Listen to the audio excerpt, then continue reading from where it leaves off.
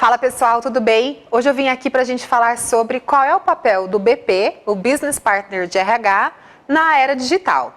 Eu quero saber se o seu RH está pronto para o presente, porque tudo isso que a gente fala aqui não é uma tendência, uma coisa de futuro. Essas coisas já acontecem em várias empresas hoje em dia. Então, eu costumo brincar que o futuro já chegou, ele só está mal distribuído.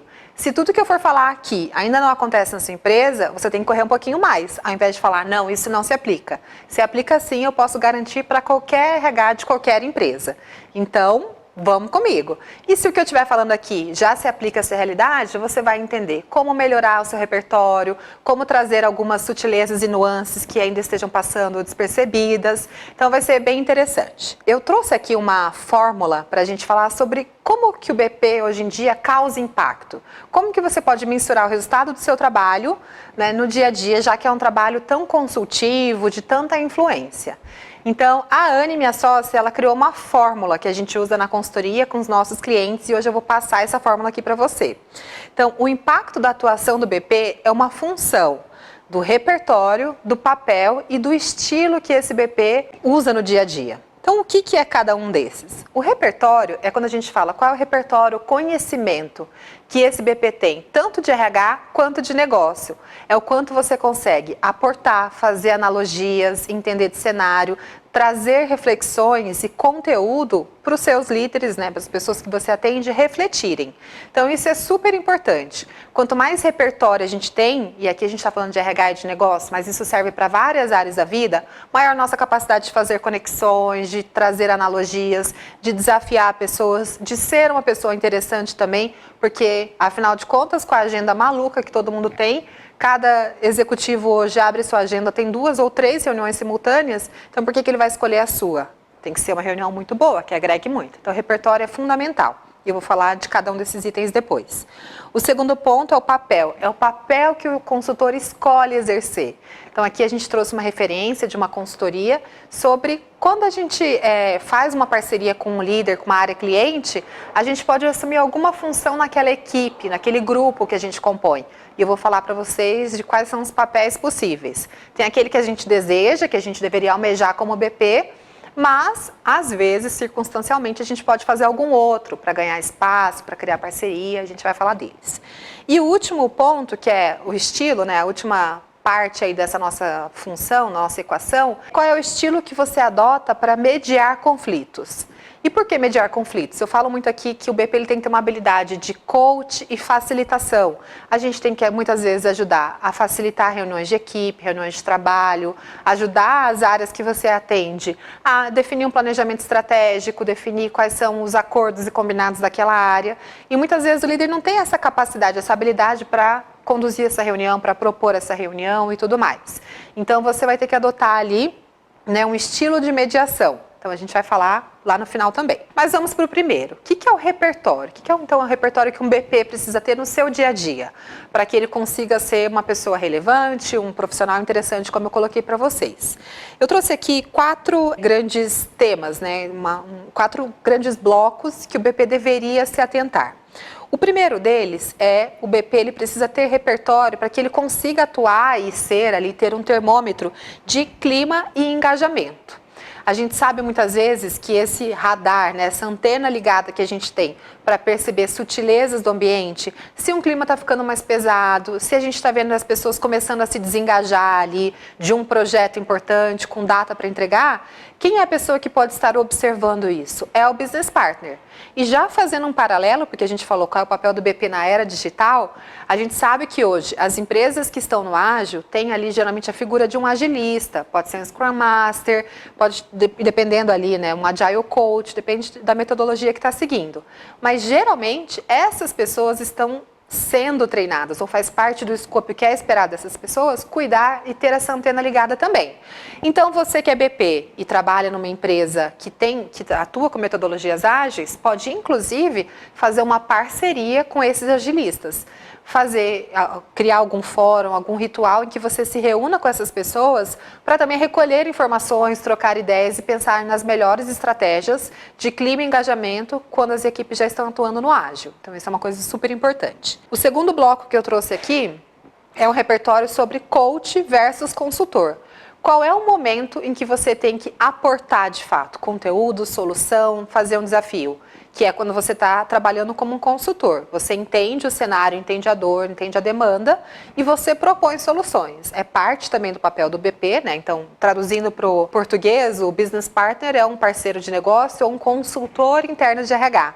Eu tenho uma consultoria. O papel consultivo, ele é fundamental. Então, como que você adquire esse repertório de consultoria? Como que você desenvolve a sua escutativa?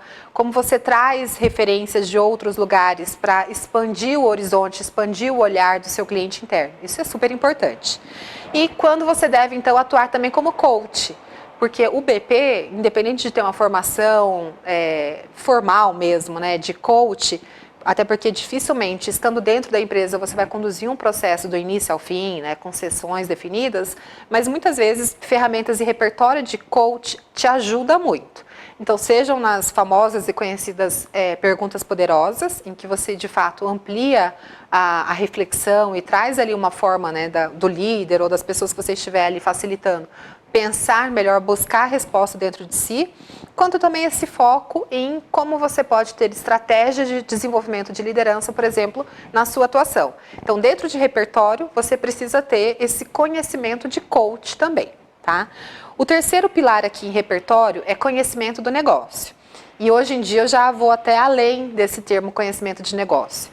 Quando a gente fala de repertório, conhecer negócio é a gente conseguir entender e discutir modelos de negócio de uma forma geral, entender para onde vão as empresas, né, que caminho, que tendência elas estão seguindo, o mundo afora. É saber que a gente não olha mais um negócio de forma local, a gente olha negócios de forma global.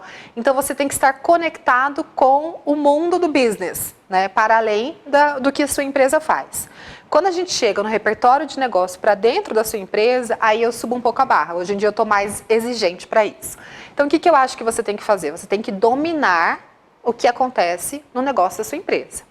Quais são as fontes de receita, quais são as principais contas de custos, como que ganha dinheiro na sua empresa? Vocês são uma empresa que precisa alavancar e focar em crescimento exponencial para aumentar a receita, é uma empresa de margem muito pequena que precisa conter custo, isso vai mudar e impactar em toda a sua estratégia de RH. Se você não tiver clareza do que está acontecendo, de novo, né, modelo de negócio, como a sua empresa ganha dinheiro, como que a sua empresa está posicionada no mercado, qual é a proposta de valor, quem são seus concorrentes diretos, quem são concorrentes indiretos, às vezes não vende o que a sua empresa vende, mas disputa o dinheiro do mesmo cliente. Então, tudo isso você tem que aprimorar, aprender, dominar. Você só vai ter credibilidade de fato e só vai ser um BP preparado para atuar nessa era digital se você souber falar de negócio. Então, esse repertório de conhecimento de negócio, ele tem uma régua altíssima para quando se trata do negócio da sua empresa, mas exige aí de fato um repertório muito maior em negócios de uma forma geral, em gestão de negócios. Quando eu comecei em RH lá atrás, eu sou administradora, então muita gente fazia MBA em RH, pós em RH e tudo mais. Eu nunca fiz um curso como esse na minha área de RH, porque eu entendi ali que eu já fazia vários outros cursos, tinha a prática, me envolvia em projetos interessantes, então a minha escolha sempre foi optar por trabalhar e estudar mais business. Porque não é trivial e como não é o nosso dia a dia, às vezes a gente não vai ter, né, toda a facilidade, apesar de que a gente deveria. E se você for um executivo, você precisa ter uma habilidade de fazer uma leitura de um balanço, de resultados financeiros e tudo mais. Então a gente tem que buscar isso para que a gente fique atualizado. Então, por exemplo, as minhas escolhas foram pós em estratégia, formação de conselheiras de administração. Pensa bem, se você for fazer só, e não é que seja pouco e nem desvalorizando ou dizendo que não é importante, mas se você só faz cursos especializados em RH, provavelmente tem algum pilar aí que você está devendo. E eu arrisco dizer que vai ser o pilar de negócios, porque não é confortável, nem necessariamente fácil. E o quarto pilar que eu trouxe aqui dentro de repertório é expertise em RH. Eu entrevistei e conversei com alguns headhunters e executivos de RH há um tempo para saber o que de fato faz né, diferença para um business partner se destacar no mercado de trabalho. E aí teve uma colocação de um headhunter que me chamou a atenção. Ele faz muitas posições executivas de RH. Ele falou assim, Laura, o que acontecia no passado? A gente queria que a pessoa entendesse muito de RH, que é essa expertise de RH, mas conseguisse falar a linguagem de negócio, porque o BP era essa ponte para se comunicar. Hoje em dia é ao contrário. O BP, ele precisa dominar muito o negócio, dominar o negócio e ele vai buscar, geralmente, em empresas mais estruturadas ou empresas que trabalham com parceiros, com consultorias, o que há de melhor nas especialidades de RH, mas não necessariamente é o BP que vai saber. Então, expertise de RH tem que ter, claro, a gente tem esse papel consultivo, a gente precisa aportar. Mas lembre que se você tiver que colocar na balança, tem que ser hoje. Se você é um BP ou quer ser pelo menos 50-50. 50% do seu conhecimento deveria estar voltado para negócio e 50% voltado para RH. Expertise em RH pode ser qualquer área. Pode ser remuneração, pode ser People Analytics, pode ser desenvolvimento, pode ser atração.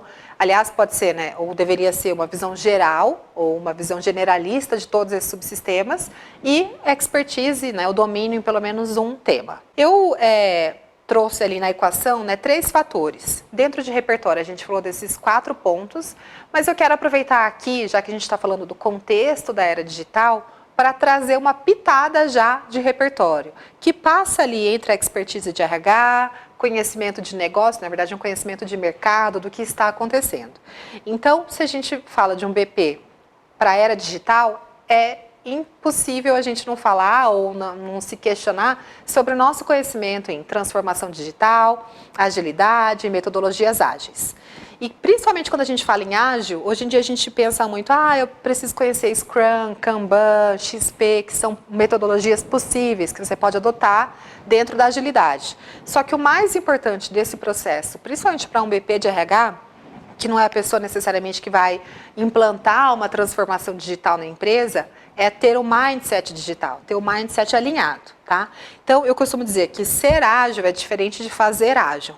Você pode usar metodologias ágeis, mas não ser ágil no sentido de estar com as premissas corretas adotadas.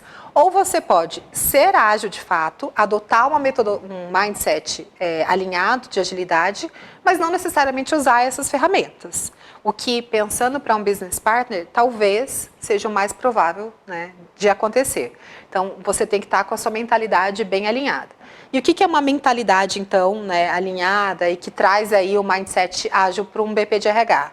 É ele entender que ele está necessariamente criando uma solução para resolver a dor de alguém, né? Então, existe ali uma persona, um cliente que está no centro dessa decisão.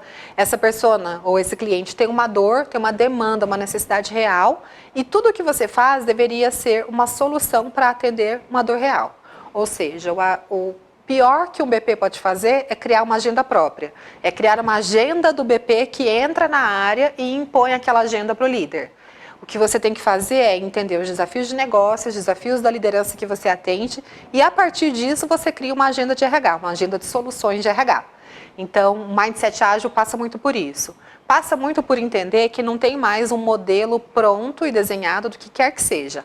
Então eu tenho uma academia de líderes, ou eu tenho um modelo de gestão de desempenho, ou uma estratégia de atração, eu defini e agora eu vou consolidar essa prática. Eu quero que essa prática se consolide na minha empresa por 2, 3 anos. Que não é mais nessa linha quando a gente fala de mindset ágil. A gente fala muito mais de define uma solução, faz pequeno, testa, vê o que deu certo, vê o que precisa de ajuste e muda. É praticamente lá o nosso ciclo PDCA, se a gente tiver que simplificar ou trazer para a linguagem dos mais antigos de mercado como eu. Tá? Então, esse é o pensamento, é o que a gente tem que buscar quando a gente fala de um mindset ágil. E aí, claro, tem os valores do ágil, né, declarados lá no manifesto, tem os princípios. Então, você como BP que trabalha em 2020, né, a gente não está em outra época em que tudo isso deveria ser um mistério para nenhum de nós, precisa sentar, estudar, ler e entender o que está acontecendo de fato. Quando a gente traz, então, esse mindset, né, afunilando um pouquinho mais para dentro de RH, o que isso implica? Porque você, como BP, precisa ter essa cabeça alinhada. Implica que a gente está muito mais preocupado com solução que atende à dor da nossa persona. Lembra? A dor do negócio, a dor do líder. Então, esses dias me perguntaram, Laura, quando você fala isso, né, que eu falo, o caminho tradicional, um RH tradicional é um RH que estava preocupado com políticas, processos, regras, né, padrões. E um RH ágil, ele está muito mais preocupado em apoiar flexibilidade, agilidade e colaboração. Aí esses dias me perguntaram numa caixinha que eu abri lá no Instagram. Então você está dizendo que no RH ágil não vai ter mais política? Isso não seria um absurdo? Aí o que eu respondi? Qual é o valor, o benefício que essa política está gerando para a empresa? ela está habilitando agilidade, colaboração? Ela está sendo um facilitador? Porque se ela for burocracia e estiver prendendo a sua empresa e deixando ela mais morosa, não precisa ter política nenhuma. Laura, a gente mora no Brasil, legislação trabalhista e tudo mais.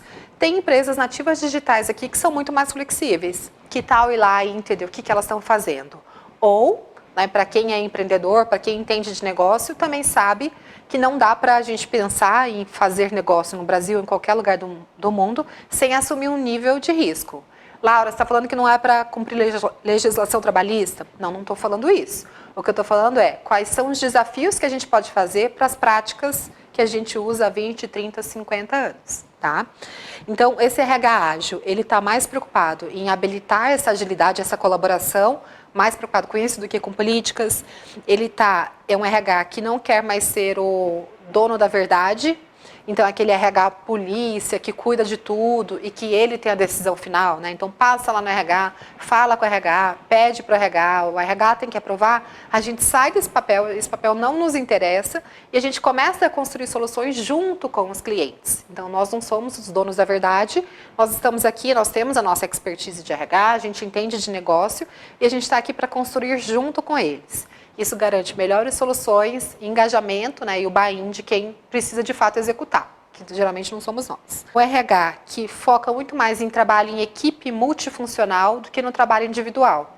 Então a gente, né, quem está aí no mercado há um tempo, veio da escola da meritocracia individual. Ela não necessariamente morre, mas a meritocracia individual típica, para um se dar bem, outro tem que se dar mal. E isso vai totalmente contra, né, não possibilita a adoção de um trabalho em equipe multidisciplinar de fato. Então, a gente quer sair desse lugar da meritocracia que para um ganhar, outro tem que perder, e pensar em como que a gente melhora a performance de time, trabalha junto e compõe com pessoas diferentes. Laura, mas eu tenho que pensar em outra forma de remunerar, de fazer gestão de desempenho, de reconhecer? Tem. Porque aquelas que a gente fazia não funcionam mais. E o que eu vou trazer aqui também, só para a gente terminar esse destaque, né, do que é esse RH ágil, é um RH que está muito mais aberto a experimentar. Então, como a gente deixa de ser o dono da verdade, a gente se permite, inclusive, testar coisas novas e errar.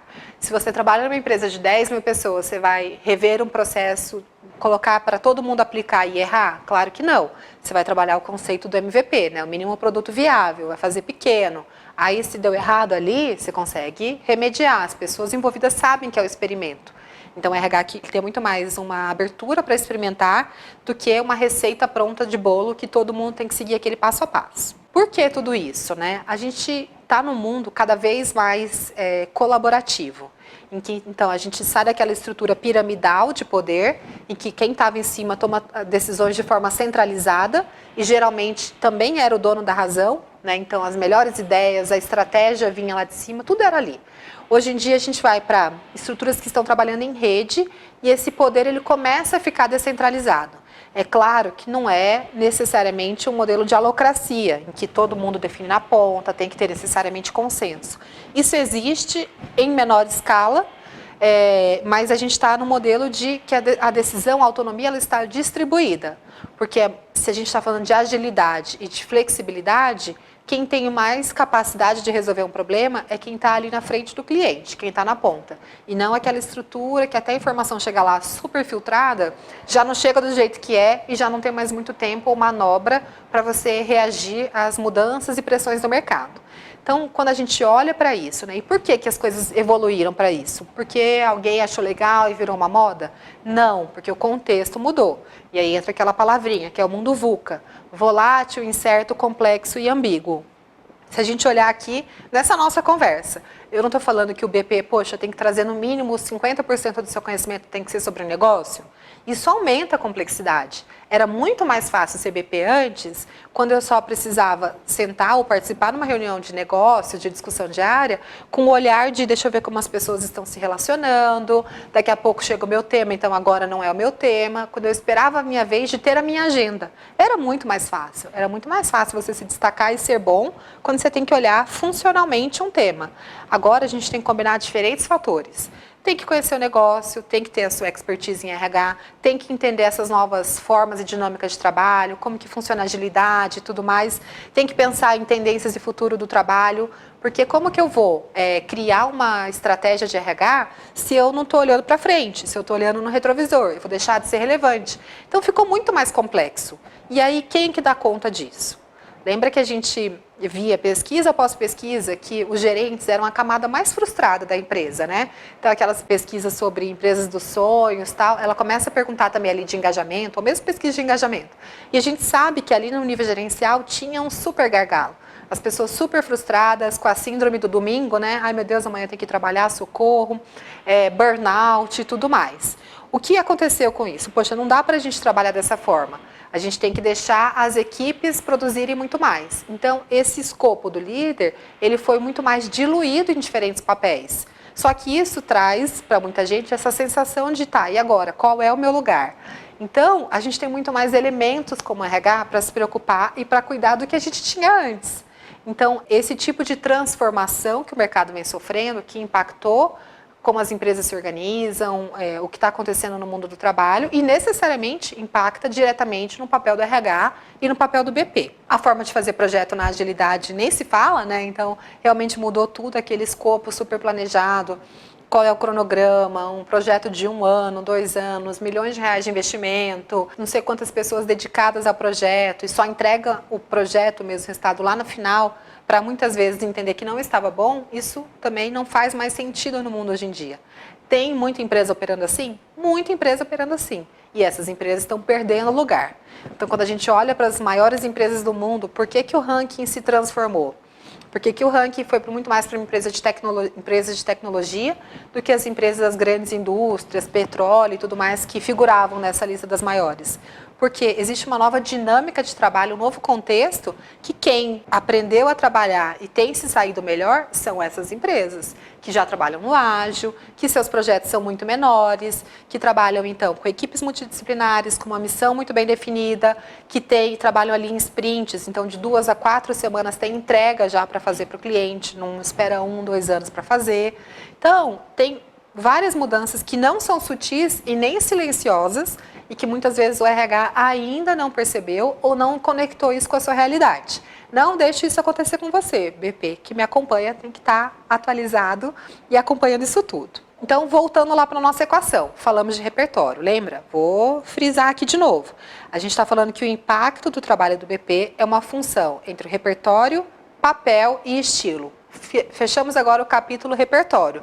Tem muita lição de casa, eu vou gravar muito conteúdo para vocês aqui, então fiquem super ligados, acompanhando, porque essa questão de aportar o que está acontecendo, trazendo para o contexto de RH também, eu tenho feito bastante e vou deixar vocês cada vez mais atualizados em relação a isso, tá? Agora, quando a gente pensa em papel, quais são os 3 papéis que um BP pode assumir? Tá? E pode ser um BP e pode ser um consultor. Eu sou um consultor, uma consultora externa, eu não trabalho como business partner dentro de uma empresa, mas eu faço o mesmo trabalho consultivo, componho como parceira do RH, parceira das empresas que eu trabalho.